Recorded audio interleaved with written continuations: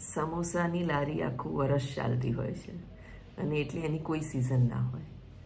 જ્યારે ઈચ્છા થાય ત્યારે સમોસા બનાવી શકાય. સુપર સહેલીયાથી હું નૈમિષા આજે તમને homemade recipe unique mouth watering સમોસાની તમારી સાથે શેર કરું છું. ચાલો જઈએ મારા કિચનમાં. કમેન્ટ કરીને ચોક્કસ જણાવજો તમને રેસીપી કેવી લાગી. એટલીસ્ટ એટલું તો તમે કરી શકો છો. અને સબસ્ક્રાઈબ કરો ચેનલને, વિડીયોને લાઈક કરો તો મોટાભાગની બહેનો જે બધું બહારથી લાવતી હોય છે એ શીખે કે ઘરે પણ ઇઝીલી બનાવી શકાય છે. આજે માર્કેટમાં એક ટેમ્પો ઊભો હતો અને એ મને 50ના 2.5 કિલો બટાકા આપ્યા, પણ બટાકા આવા નાના નાના હતા. તો મને થયું કે બટાકા તો સારા છે, એક પણ ખરાબ નથી, નાના છે, ફક્ત એટલું છે. એટલે મેં બાફી દીધા અને સમોસાનો પ્રોગ્રામ બનાવી દીધો. તો અહીં લગભગ મેં 1.5 થી 2.25 કિલો જેવા બટાકા લઈ લીધા છે. નાના છે એટલે 10 જ મિનિટમાં બફાઈ ગયા હતા. જ્યારે ઘરમાં બધાને ખબર હોય ને કે આજે સમોસા બનવાના છે એટલે 2 આંટા વધારે મારે જોવા કે કેટલે કામ પહોંચ્યું. અને રિયલી બિલીવ મી, મને પણ ઘરના સમોસા બહુ ભાવે છે. એટલે ઘણીવાર આપણે આવા નાના બટાકા મળે ને ત્યારે પેલા બટાકાવાળાના ઉપર ગુસ્સો કરતા હોય છે. તો તમે આવો કોઈ આઈડિયા કરી શકો. બટાકા ઇઝીલી બફાઈ પણ જાય છે અને ફોલાઈ પણ જાય છે. તો લો, બધા જ બટાકા મેં ફોલી કાઢ્યા છે. હવે હાથથી જ એને આવી રીતે 4 ટુકડા જેવું કરી દેવાનું છે. હું એડવાઇસ કરીશ કે આને કાપવાની જરૂર નથી અને આને છૂંદવાની પણ જરૂર નથી. જો તમે છૂંદશો તો તમારો બધો માવો પડ સાથે ચોંટી જશે. એટલે બસ હાથથી આવા થોડા થોડા નાના ટુકડા કરી દેવાના છે અને બટાકા તમારા તૈયાર. સમોસામાં હું ફક્ત બટાકા અને લીલા વટાણા જ નાખું છું. મસાલો જબરજસ્ત કરું પણ 2 જ ઇન્ગ્રીડિયન્ટ હોય. તો ચાલો, જેની આપણે રાહ જોતા હતા મસાલાની, એના માટે મેં તેલ મૂકી દીધું છે. અહીં તેલ થોડુંક વધારે મૂકવાનું. હવે સૌથી પહેલાં 1 ચમચી જીરું નાખવાનું છે. તેલ સરખું ગરમ થવા દેવાનું. જીરું તરત જ ક્રેકલ થાય એવું ગરમ રાખજો.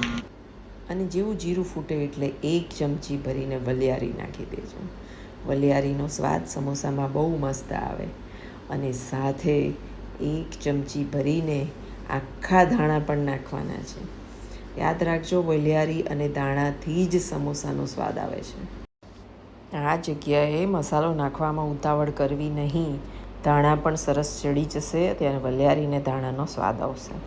બસ હવે થયો છે લીલા મસાલાનો વારો. એટલે અહીંયા મેં 7-8 લીમડાના પાન નાખી દીધા છે. લીમડાના પાન આખા જ નાખવાના છે.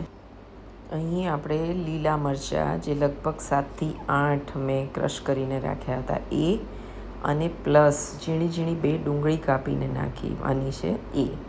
એટલે ડુંગળી નાખવાની કમ્પલસરી છે સમોસામાં, બહુ જ મસ્ત લાગશે. તો ડુંગળી તો સરસ આપણે સાંતળવા દઈશું. અને ધાણા, જીરું અને વલિયારી એની સાથે ડુંગળી સાથે સંતળાશે એટલે મજા આવી. અહીં આપણે ખાસ યાદ રાખવાનું છે કે બધી જ વસ્તુ સારી રીતે સંતળાવા દેવાની છે. ઘરે સમોસા બનાવવા છે એકદમ સહેલા. પ્લસ 1-2 વાતનું ધ્યાન રાખવાનું છે કે ડુંગળી નાખો તો એને પ્રોપર સંતળાવા દેજો. અને ડુંગળીવાળા જ સમોસા મસ્ત લાગે છે, એ પણ તમને કહી દઉં.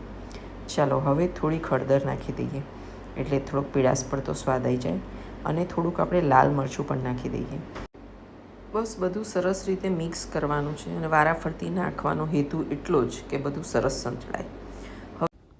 હવે આપણે 250 ગ્રામ વટાણા જે બાફીને રાખ્યા હતા તેને નાખી દઈશું અને એને પણ મિક્સ કરી દઈશું.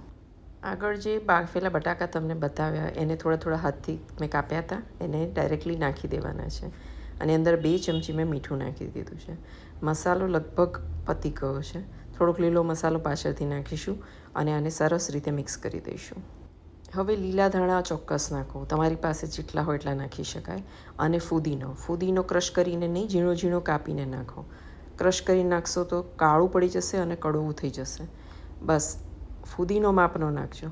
બધી જ વસ્તુ સરસ રીતે આપણે મિક્સ કરી દેવાની છે. બાળકો મારા મોટા છે ને અહીં આજુબાજુ આંટા મારતા હતા. મેં એમને પૂરણ ચખાડ્યું તો એમને તીખું વધારે જોઈતું હતું. એટલે આની અંદર મેં ફરીથી લાલ મરચું અને થોડુંક મીઠું નાખી દીધું છે. સાથે 2 ચમચી લીંબુનો રસ એડ કરી દેવાનો છે. અને ફાઇનલી ગરમ મસાલો તો ભૂલતા જ નહીં. ગરમ મસાલો નાખ્યા વગર સમોસાનો ટેસ્ટ જબરજસ્ત નહીં આવે.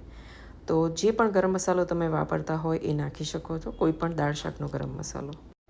સમોસાની પડની તૈયારી કરવા માટે 500 ગ્રામ ઉત્તમનો મેદો લીધો છે અને એની અંદર 2 સ્કૂપ ભરીને મેં ઘઉંનો ઝીણો લોટ એડ કર્યો છે. હવે આ બધી જ વસ્તુ ભેગી કરીને આપણે મોવણ નાખવાનું છે. થોડું મુઠ્ઠી પડતું મોવણ જોઈશે. લગભગ 5-6 સ્કૂપ જેવું મેં મોવણ નાખ્યું છે અને પડ મોડું ના લાગે એટલા માટે એમાં પણ મીઠું નાખવાનું છે. 1 ચમચી જેવું મીઠું નાખી દીધું છે. બસ જ્યારે પણ ખાવા બનાવો, સરસ આઈટમ બનાવો ત્યારે ભગવાનનું નામ લઈ અને ચાલુ કરવાનું. અહીં મેં તેલ અને મીઠું સરસ મિક્સ કરી અને આપણે પોચો કુમાસવાળો લોટ બાંધવાનો છે. ઓછું તેલ નાખશો તો પડ કડક રહેશે, એટલે તેલ થોડુંક સરખું નાખજો કે પડ ફરસું થાય. બસ હવે જેમ આપણે લોટ બાંધતા હોય એમ બાંધી દેવાનો છે અને લોટનો પિંડો વાળી અને થોડી વાર માટે આપણે રહેવા પણ દેવાનો છે. એટલે આ બધો સમય ગણીને તમે કામ કરજો, જેથી તમારું કામ પણ ઝડપથી થાય. અહીં હું પૂરી આવી રીતે વણી અને વચ્ચે કાપ ઉપાડું છું અને પછી 2 પડને આવી રીતે થોડુંક પાણી લગાવી અને એને દબાવી અને પછી એની અંદર હું ભરું છું. આ બધું ભરવામાં મારી ડોટર બહુ જ હોશિયાર છે, એટલે એની હેલ્પથી જ મારા આ બધા જ કામ થાય છે.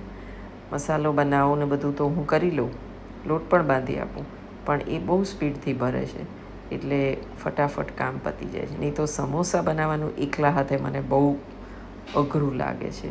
અહીં જુઓ મસાલો કેટલો સરસ કલર આવ્યો છે અને પડ પણ એકદમ સરસ થયું છે, નથી જાડું નથી પાતળું, અને સમોસું આપણું તૈયાર થઈ ગયું. અહીં તમે ખાસ જુઓ કે તેલ એકદમ ધુમાડા નીકળે એટલું ગરમ નથી થવા દેવાનું. તેલ ગરમ થઈ ગયું પછી એને ગેસ બંધ કર્યો, થોડુંક ઠંડુ થઈ ગયું પછી ગેસ ચાલુ કર્યો અને આવું સામાન્ય ગરમ જેવું લાગે ત્યારે મેં સમોસા મૂક્યા છે. તો આજુબાજુ આવા ઝીણા ઝીણા બબલ્સ થશે અને તમારા સમોસાનું પડ સરસ કઠણ કડક થશે, ક્રિસ્પી થશે. એટલે એકદમ ફાસ્ટ ગેસ ઉપર સમોસા નથી તળવાના. આ બહુ જ ઇમ્પોર્ટન્ટ ટીપ છે. સમોસા ભરી તો લેશો પણ કડક પડ કેવી રીતે કરશો? તો આ વસ્તુ ચોક્કસ યાદ રાખજો. અચાનકથી તમે બહુ જ ફાસ્ટ ગેસ પર સમોસા તળશો તો એ તરત આવું લાલ થઈ જશે, પણ આ ધીમા તાપે તળેલું સમોસું છે એટલે એનું પડ લાંબો સમય સુધી ક્રિસ્પી રહેશે. અને વધારે ક્રિસ્પી કરવા માટે તો તમારે ડાલડામાં તળવું જોઈએ, જે હું એડવાઇસ નથી કરતી. હું પ્યોર શીંગ તેલમાં જ તળું છું અને આવા સરસ થાય છે.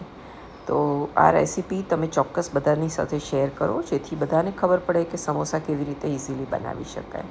બધા જ સમોસા બની ગયા, આખા પરિવારે ખૂબ આનંદથી ખાધા અને અહીં તમને હું તોડીને બતાવું કે માવો કેટલો સરસ લાગે છે અંદરથી. આવી જ રીતે ઘરે જ નવી વસ્તુઓ બનાવવાની, ઘરના બધા લોકોને ઇન્વોલ્વ કરવાના, એટલે બધાનો પ્રેમ અંદર આવે. તો ફરી મળીશું નવી રેસીપી સાથે. ત્યાં સુધી